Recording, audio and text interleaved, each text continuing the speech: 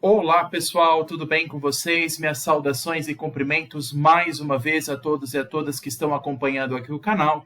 Mais uma vez, professor Lucas, professor de Direito Tributário e Processo Tributário aqui no canal do YouTube. Sejam todos bem-vindos e bem-vindas ao canal. Se você não é inscrito, por favor, se inscreva no canal, curtam os vídeos, compartilhem, ativem o sininho, me ajudem a fazer com que o canal cresça cada vez mais e atinja o maior número possível de pessoas para que o conhecimento do direito tributário para os candidatos da OAB possa chegar ao maior número possível de pessoas. Tudo bem? Pessoal, vamos continuar aí a nossa jornada de análise de questões de direito tributário, as 5 questões que caem em primeira fase no exame de ordem unificado da OAB, organizado pela Banca FGV. Hoje escolhi o 23º exame de ordem que ocorreu em 2017. Pessoal que já está me acompanhando aqui o canal, vocês já veem que nós estamos avançando cada vez mais.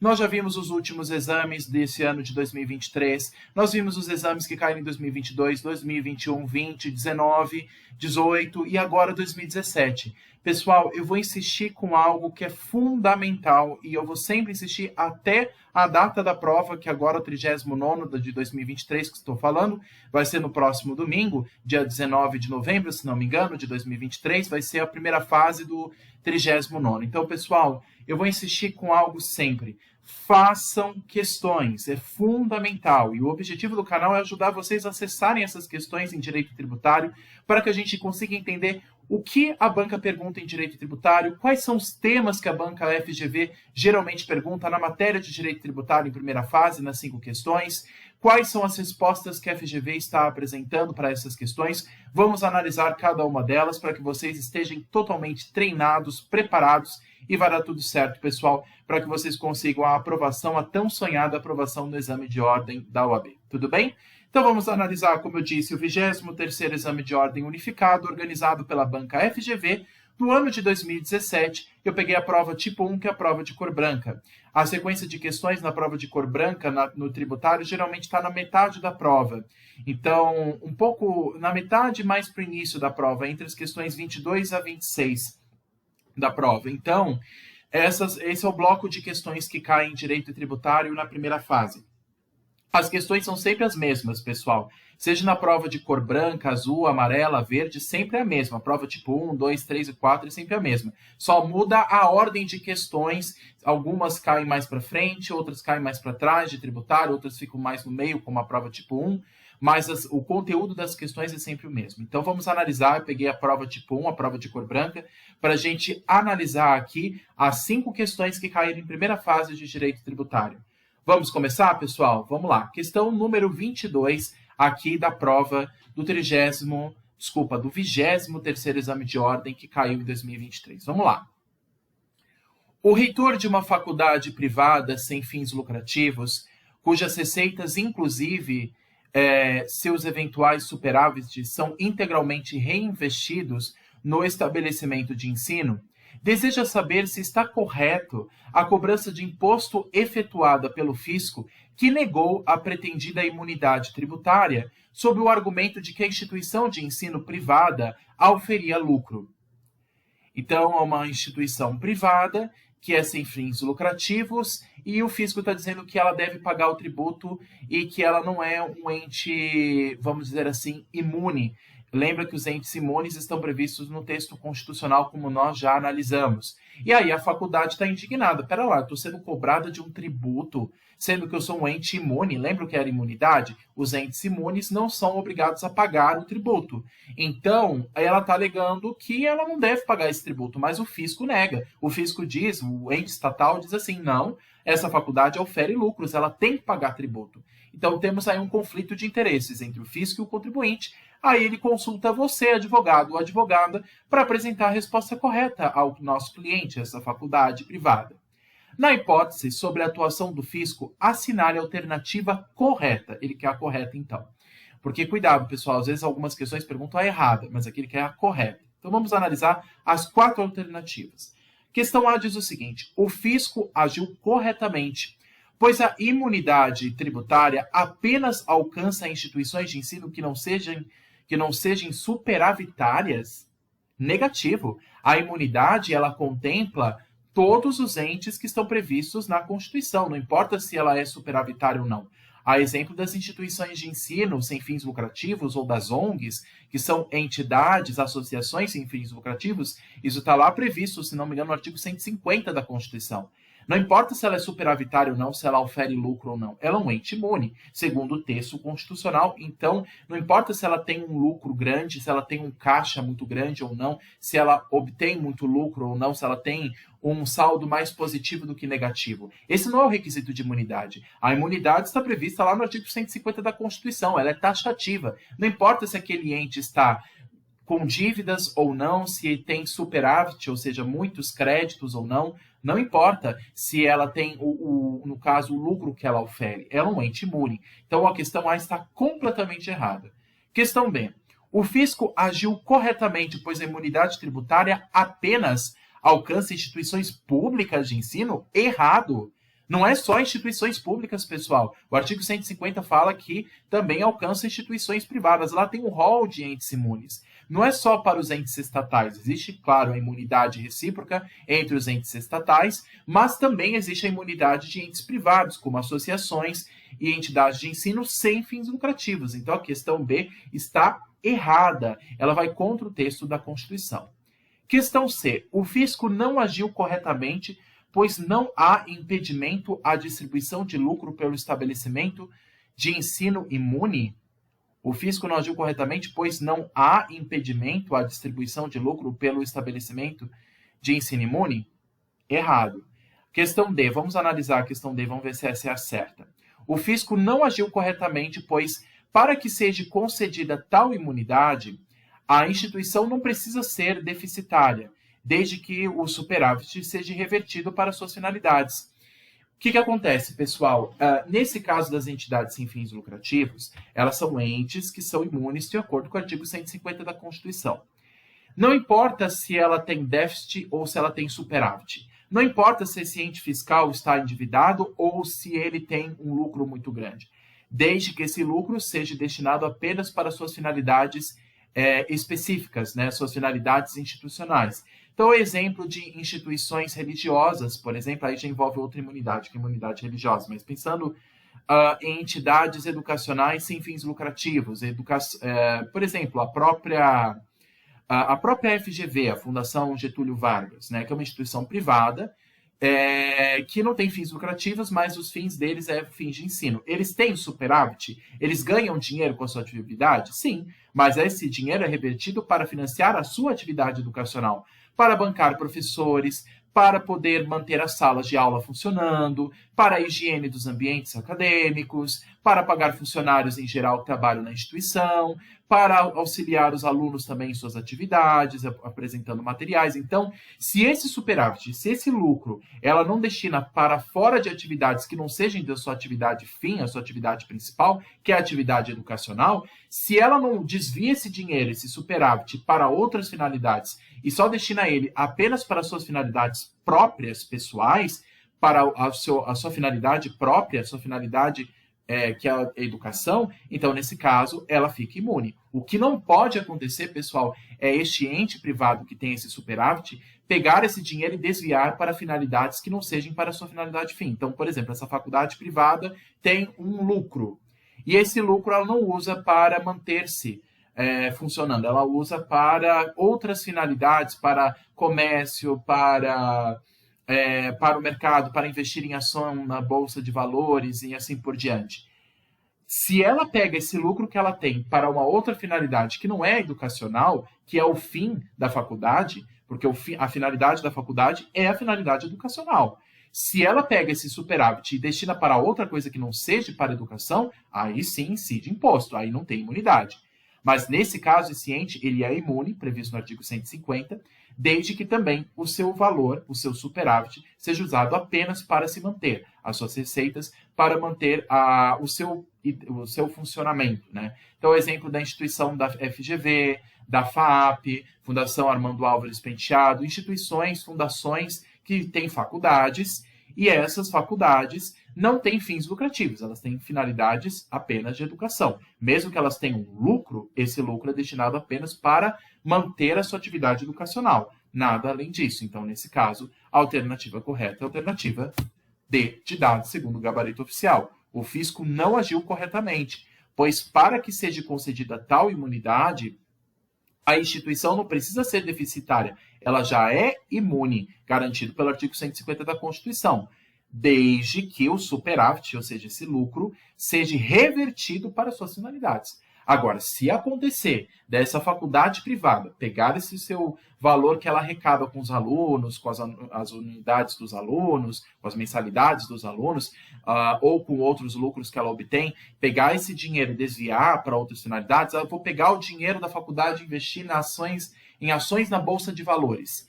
Aí não é uma finalidade educacional. Pegar dinheiro para investir em Bolsa de Valores, isso não é uma finalidade educacional. Não está atendendo a sua finalidade fim. Então, nesse caso, não contemplaria imunidade do artigo 150. Então, temos duas imunidades que precisam ser cumpridas, que precisam ser observadas. A faculdade privada sem fins lucrativos é por si um ente imune? Sim, artigo 150 da Constituição. E ela só terá sua imunidade se o seu lucro for também destinado apenas para sua finalidade pessoal, sua finalidade fim, que no caso é a educação. Tudo bem?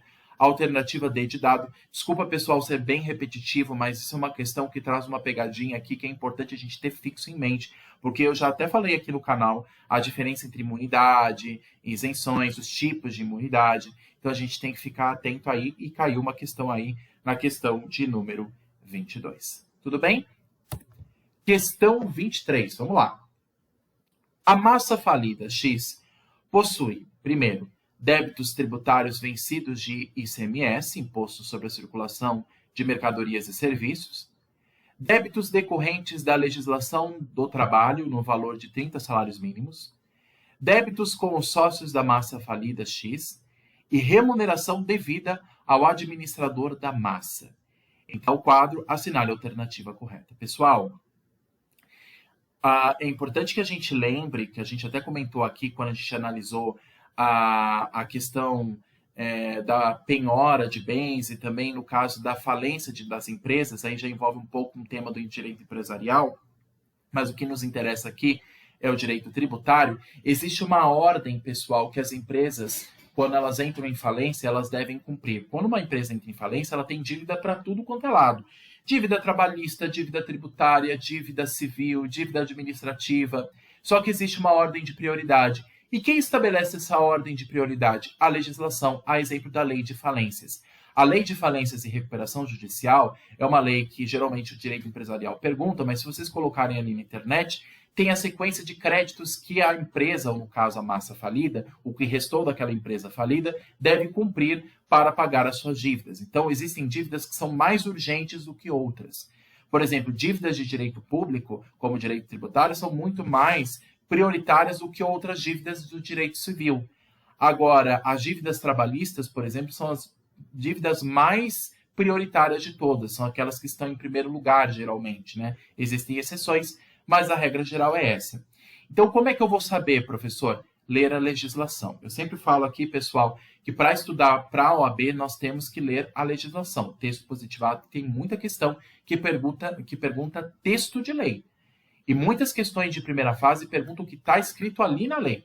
E essa é uma questão clássica, pessoal. Sempre perguntam sobre ordem de créditos para o processo de falência. Aqui não nos interessam os aspectos do direito empresarial. Isso aí é lá no direito empresarial. Quem vai estudar isso é lá na frente, com o pessoal que dedica-se ao direito empresarial. Aqui nos interessa o direito tributário. O débito tributário, nessa sequência aqui de créditos, qual que é a maior prioridade? Ele é o primeiro que deve ser cumprido, o segundo, o terceiro ou o quarto? As alternativas A, B, C e D perguntam: qual que é a posição do débito de natureza tributária? Ele vem em primeiro lugar, segundo, terceiro? O que vocês acham aqui, pessoal? Vamos analisar quais débitos nós temos aqui. Nós temos débitos trabalhistas? Sim. O 2 diz o seguinte: débitos decorrentes da legislação do trabalho no valor de 30 salários mínimos. Então, falou em débito trabalhista, pessoal, esse vem em primeiro lugar como regra geral. Então, o débito tributário passa para segundo plano. Débito trabalhista vem em primeiro. Débito tributário, em tese, vem em segundo plano. Agora, vamos ver se existem outros débitos aqui. Débitos com sócio da massa falida. E nós temos a remuneração devida ao administrador da massa. Aqui, pessoal, nós temos outros tipos de débitos. O débito trabalhista, a gente sabe que passa pelo débito tributário, mas também nós temos, pessoal, uma outra questão aqui. A remuneração devida ao administrador da massa. Remuneração já envolve a questão de salário, já envolve as questões de débitos trabalhistas. Remuneração, o quanto que a empresa deve ao seu administrador, ao administrador da massa, já envolve também questões trabalhistas. Então, ela também passa acima do crédito tributário. Então, ela já fica em terceira posição. Então, nós temos em primeiro lugar aqui o débito trabalhista, de 30 salários mínimos, e depois a remuneração devido ao administrador da massa. Já envolve questões trabalhistas aqui. E o débito dos sócios com os sócios da massa falida X. Esses débitos, pessoal, não são remuneração, não envolve a questão de salários. Então, nesse caso, por não envolver remuneração, não envolver esse nome, então, quando envolve esse nome remuneração ou débito trabalhista, ele vem em primeiro. Agora, apenas débitos, aí já são débitos que geralmente decorrem da esfera civil, administrativa. Então, esses não têm maior prioridade do que os débitos tributários, né? Então, débito tributário aqui ficaria em terceira posição. Primeiro, veria os débitos decorrentes da legislação do trabalho no valor de 30 salários mínimos. Depois, na sequência, de acordo com a legislação, vem a remuneração devida ao administrador da massa, que envolve salário. Terceiro, viria os débitos tributários vencidos em decorrência de ICMS. Então, ele estaria em terceira posição. E o gabarito oficial, segundo o 33º exame, é a questão C de casa. O débito de natureza tributária será pago em terceiro lugar. Então, pessoal, tome cuidado. Primeira coisa, falou de débitos trabalhistas, ele vem antes do tributário. Isso está na legislação de falência, está lá. Agora, aqui embaixo ele falou um nome diferente desse do 3. Aqui está escrito débitos, aqui está escrito remuneração. Cuidado, mesmo que aqui não esteja escrito trabalhista, quando envolve a palavra remuneração, já envolve obrigações de direito do trabalho. Então, esse vem acima também dos créditos tributários. Agora, débitos com sócio da massa falida, esse débito aqui é geralmente de natureza civil. Aí não prevalece sobre o tributário, que é de natureza pública. Então, as questões trabalhistas, como a 2 e a 4, vêm primeiro. Depois o tributário, que é a 1, e por fim, os débitos com sócios da massa falida. Então, a questão correta é a questão C de casa. O débito de natureza tributária será pago em terceiro lugar. Tudo bem? Isso está lá na lei de falências, pessoal. Por isso que eu falo, leiam a legislação, vejam aquilo que, inclusive, a banca geralmente pergunta. Já teve mais de uma vez que a banca FGV perguntou questões que envolvem a sequência de débitos no processo de falência envolvendo o débito tributário. Tudo bem? Vamos lá para a próxima questão. Questão 24. O Laboratório de Análises Clínicas X realizou a importação de equipamentos eletrônicos necessário para a realização de alguns exames. Por ocasião do desembaraço aduaneiro, foi-lhe aqui está escrito errado, né? A questão deveria ter colocado o hífen, né? Foi-lhe exigido o pagamento do IPI, Imposto sobre Produtos Industrializados, cuja base de cálculo corresponde a 150% do preço correspondente do equipamento no mercado atacadista, da praça do remetente, acrescido do imposto de importação, das taxas exigidas para a entrada do produto no país e dos encargos cambiais efetuamente pagos pelo laboratório. Sobre a exigência feita, assinale a alternativa correta. Alternativa A diz o seguinte: é ilegal, pois, além dos acréscimos, a base de cálculo está sendo de 150% do preço correspondente do equipamento no mercado atacadista na praça do remetente. B, é ilegal, pois a base de cálculo está incluindo o montante correspondente ao imposto de importação. É ilegal, pois a base de cálculo está incluindo o montante correspondente às taxas exigidas para a entrada de produto no país. Ou D, é ilegal, pois a base de cálculo está incluindo o montante correspondente aos encargos cambiais efetivamente pagos pelo laboratório. Pessoal, olha aqui o que está dizendo no meio da questão. Vamos analisar. Ele diz o seguinte: por ocasião do desembaraço aduaneiro, foi-lhe exigido o pagamento de IPI, cuja base de cálculo correspondia a 150% do preço correspondente do equipamento no mercado atacadista, na praça do remetente, acrescido de imposto de importação e demais encargos tributários. Pessoal, nós temos uma questão aqui que envolve um erro muito grande, que é justamente essa base de cálculo do IPI. O IPI, que é o Imposto sobre Produtos Industrializados, ele tem como base de cálculo o valor do mercado que tem esse produto que é industrializado, que é vendido. Só que ele diz o seguinte aqui no meio da questão. Ele falou que a base de cálculo correspondia a 150% do preço correspondente do equipamento no mercado atacadista, está bem acima do exigido em lei, né? E sem contar os acréscimos indevidos. Então, pessoal, a alternativa correta aqui, o gabarito oficial, é a questão A.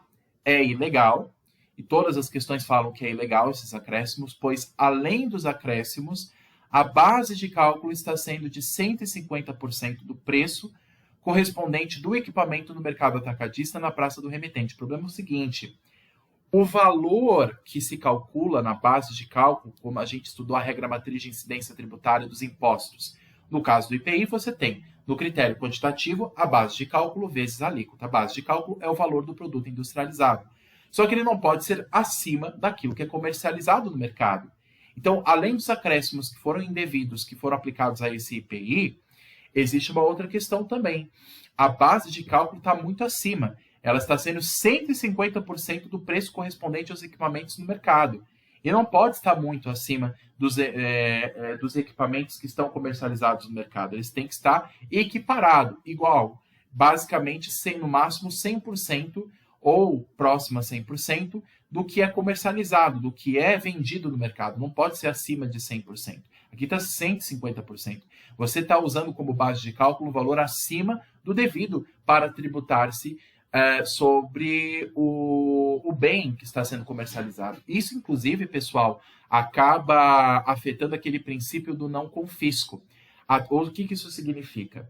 O fisco, o ente fiscal, o Estado, não pode tributar de maneira excessiva um bem a fim de confiscar esse bem, a fim de dificultar a compra desse bem, a fim de dificultar a comercialização desse bem ou o consumo desse bem. O que isso significa? A tributação não pode ser extremamente excessiva. Ela não pode ser além do limite já estabelecido em lei ou da razoabilidade. Então, o tributo não pode ser muito aplicado de maneira excessiva, acima do devido. Ele está aplicando uma base de cálculo de IPI que está acima, 150% acima do preço correspondente aos equipamentos no mercado atacadista.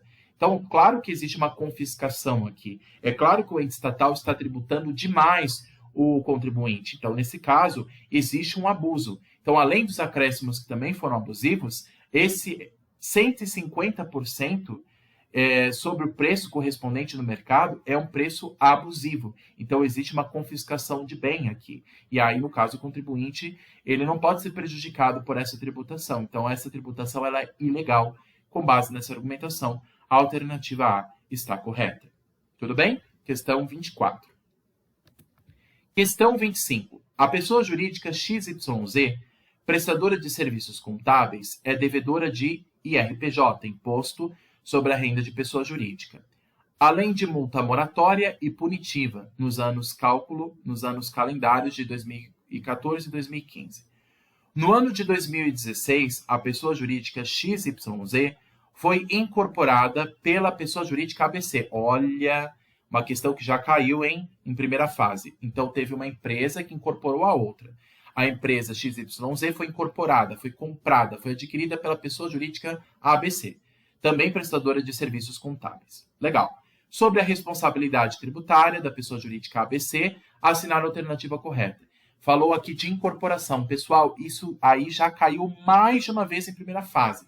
Uma empresa compra outra. Uma empresa incorpora a outra. No caso de responsabilidade tributária, o que isso significa no caso? Porque a empresa XYZ ela está devendo tributos, no caso do imposto de renda, e mais a multa referente aos exercícios financeiros de 2014 e 2015. A empresa ABC, que não tem nada a ver com essa história, acabou incorporando a pessoa jurídica XYZ. E quando há essa incorporação, ela incorpora não somente os direitos dessa antiga empresa XYZ, mas ela também incorpora suas dívidas tributárias. Então, com base nisso, e com base na responsabilidade tributária da pessoa jurídica nova aqui, ABC, assinar a alternativa correta. Questão A. Ela é responsável apenas pelo IRPJ devido? Errado. Ela é responsável por todas as dívidas, inclusive as multas. Questão A está equivocada. Questão B. Ela é responsável integral, tanto pelo pagamento do IRPJ devido, quanto pelas multas moratórias e punitivas? Essa é a correta. Mas vamos analisar as outras para ter certeza que é a questão B. Questão C diz o seguinte, ela não é responsável pelo pagamento do IRPJ? Errado. Incorporou a outra empresa, você incorpora toda a dívida dela. Ah, mas a empresa ABC não tem essa dívida. Não foi ela que teve dívida com o Fisco Federal, tanto sobre o imposto de renda quanto em relação às multas. É verdade, mas quando há incorporação, quando uma empresa compra outra, ela também ofere esse risco.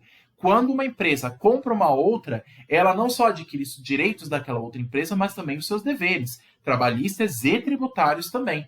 E aí a dívida passa integral para a empresa ABC, como se ela fosse a empresa XYZ. Quando há incorporação, pessoal, quando uma empresa compra a outra, ela ofere toda a dívida da empresa anterior. Então, ela não só deve pagar o IRPJ, como as multas também. Questão C está errada. Questão D. Ela é responsável apenas pelo IRPJ? Errado. Ela é responsável também pela multa. E pelas multas, não sendo responsável pelo pagamento da multa punitiva, está errado a questão D. A questão correta para nós, o gabarito oficial, é a questão B de bola. Ela é responsável integral, totalmente, tanto pelo pagamento do IRPJ devido, quanto pelas multas moratória, ou seja, pela demora do pagamento, e mais a punitiva. Então a questão correta é a B de bola. Responsabilidade integral. Gente, isso já caiu mais de uma vez em primeira fase. Por isso que eu falo que é importante fazer questões, porque isso daqui já foi perguntado em exames anteriores. Tá vendo que se você associa com outras questões que a gente já viu aqui no canal, você já responde aqui de cara e já ganha um ponto aí para você conseguir ser aprovado na primeira fase. Um ponto valioso aí que a questão está oferecendo para vocês.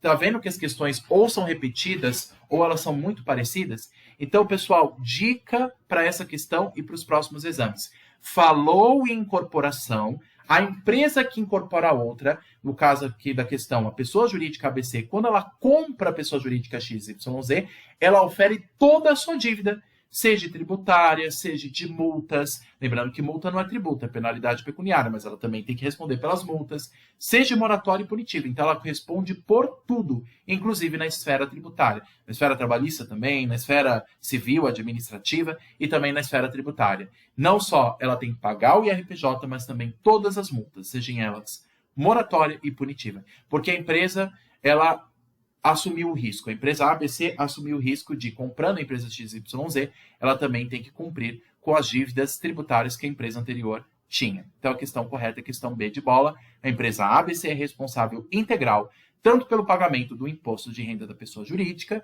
devido, quanto pelas multas, sejam elas moratória e punitiva também. Questão B de bola é a correta, segundo o gabarito oficial. Questão 26, vamos lá. O Estado E publicou a Lei 123, instituindo anistia relativa às infrações cometidas em determinada região de seu território em função de condições a ela peculiares. Diante deste fato, o contribuinte C apresentou requerimento para a concessão de anistia, comprovando o preenchimento das condições e o cumprimento dos requisitos previstos em lei. Efetivada a anistia por despacho da autoridade administrativa, verificou-se o descumprimento por parte do contribuinte das condições estabelecidas em lei, gerando a revogação da anistia de ofício. Diante da situação apresentada, assinale a alternativa correta. Qual que é a alternativa correta em relação à anistia? Lembra que a gente já estudou, inclusive, a diferença entre remissão, anistia e isenção. Ele está perguntando aqui sobre anistia. Questão A diz o seguinte: a anistia instituída pela Lei 123 é inviável, pois a anistia deve abranger todo o território da entidade tributante. Questão B. Não é possível a revogação da anistia, pois o preenchimento das condições e o cumprimento dos requisitos previstos em lei por parte do contribuinte geram direito adquirido? Questão C. A anistia instituída pela Lei 123 é inviável, pois a anistia somente pode ser concedida em caráter geral? Questão D. É possível a revogação da anistia, pois o despacho da autoridade administrativa, efetivando a anistia, não gera direito adquirido. Pessoal, uma coisa que é importante dizer, anistia, ela é diferente de remissão e ela é diferente de isenção, tá? A anistia, ela decorre de ato administrativo. A anistia não decorre de lei. Isenção decorre de lei. A anistia decorre de ato administrativo. Então, quando você anistia uma dívida, ela é concedida pela autoridade administrativa, ela não é concedida por lei. Portanto, a anistia é concedida por um ato administrativo. E o ato administrativo, ele pode ser revisto pela autoridade administrativa? Ele pode ser revogado? Sim, ele pode. Quem estuda direito administrativo sabe do que eu estou falando. O ato administrativo pode ser revisto até pelo princípio da autotutela administrativa. A autoridade administrativa pode rever o seu ato, ou por ver que ele é ilegal, e aí ela anula esse ato, ou pelo juízo de conveniência e oportunidade, ela vai revogar aquele ato administrativo que concedeu, por exemplo, o perdão daquela dívida. A anistia, ela exclui o tributo, ela exclui a obrigação de pagar o tributo. Só que ela pode ser revogada? Sim, porque se ela foi concedida por um ato administrativo, ela pode ser revogada pela mesma autoridade administrativa que a revogou. Diferente da isenção. A isenção é concedida por lei. A anistia é por ato administrativo. E o ato administrativo pode ser revisto e não gera direito adquirido, diferente da legislação, como no caso da isenção. Então, a questão correta é a questão D, de dado. É possível a revogação da anistia, pois o despacho da autoridade administrativa, efetivando a anistia, não gera direito adquirido. Olha, gente, que pegadinha. O pessoal mistura muito isenção com anistia e o pessoal pensa que é a mesma coisa, e não é. A isenção, se fosse o caso aqui, ele constitui uma anistia por meio de lei. No caso, a anistia, pessoal, ela é concedida por um ato administrativo. E esse ato administrativo, ele pode ser revisto. A anistia, na verdade, o Instituto da Anistia é previsto em lei, inclusive no CTN. Mas quem concede é a autoridade administrativa, não é a lei propriamente, diferente da isenção. A anistia, quem concede, mesmo com a previsão legal, quem concede e quando concede, do jeito que concede, é a autoridade administrativa. A própria lei e o CTN fala disso. Pelo juízo da conveniência e da oportunidade, por meio de um ato administrativo, ou no caso o prefeito aqui em questão, concede anistia em virtude de uma razão específica. Mas ele pode rever esse seu ato? Ele pode revogar esse seu ato? Pode, porque aqui não fala de isenção e nem mesmo de remissão. Aqui se fala de anistia, que é um ato meramente administrativo, que pode ser revisto, tudo bem? E mesmo que o contribuinte tenha cumprido todos os requisitos que são exigidos pelo despacho da autoridade administrativa, como diz aqui em questão, efetivada a anistia por despacho da autoridade administrativa, verificou-se o descumprimento por parte do contribuinte das condições estabelecidas em lei, gerando a revogação da anistia de ofício. E também uma outra coisa também, ele verificou que o contribuinte não cumpriu os requisitos previstos em lei. Então, se não houve o cumprimento dos requisitos em lei, houve uma ilegalidade. E se há uma ilegalidade, a anistia não pode ser concedida, porque o ato administrativo não pode desrespeitar aquilo que a lei já estabeleceu. Então, a anistia, mesmo sendo um ato administrativo, ele deve cumprir os requisitos de lei. E como o contribuinte C não cumpriu esses requisitos de lei, segundo o que foi estabelecido pela Lei 123, conforme aqui a questão, o ato administrativo tem que ser revogado e revisto. Então, a questão correta é a D de dado. É possível a revogação da anistia, pois o despacho da autoridade administrativa efetivando a anistia não gera direito adquirido. Questão correta, D de dado. Tudo bem, pessoal? Essas foram as 5 questões do 33º Exame de Ordem Unificado. Fico à disposição de vocês para o que for necessário. Deixe aqui embaixo as suas dúvidas. Esse foi um exame muito difícil, o 23º. Então, se vocês tiverem dúvidas nas questões, que foram questões mais difíceis, por favor, me passem aqui nos comentários. Peço que curtam, comentem, compartilhem, se inscrevam no canal, ativem o sininho. me ajudem a fazer com que esse canal cresça ao maior número possível de pessoas para que o conhecimento de direito tributário alcance a todas as pessoas, tudo bem? Pessoal, vou tirar aqui das questões. Quem quiser os slides, pessoal, que eu elaborei aqui, eu posso oferecer esses slides por e-mail. Deixa aqui embaixo nos comentários o e-mail de vocês e aí eu repasso o material, tudo bem? Bons estudos e fico à disposição do que for necessário, tudo bem? Bons estudos, pessoal, façam questões, leiam a legislação, vejam as aulas aqui no canal e fico à disposição de todos. Bom final de semana, um abraço, tchau, tchau.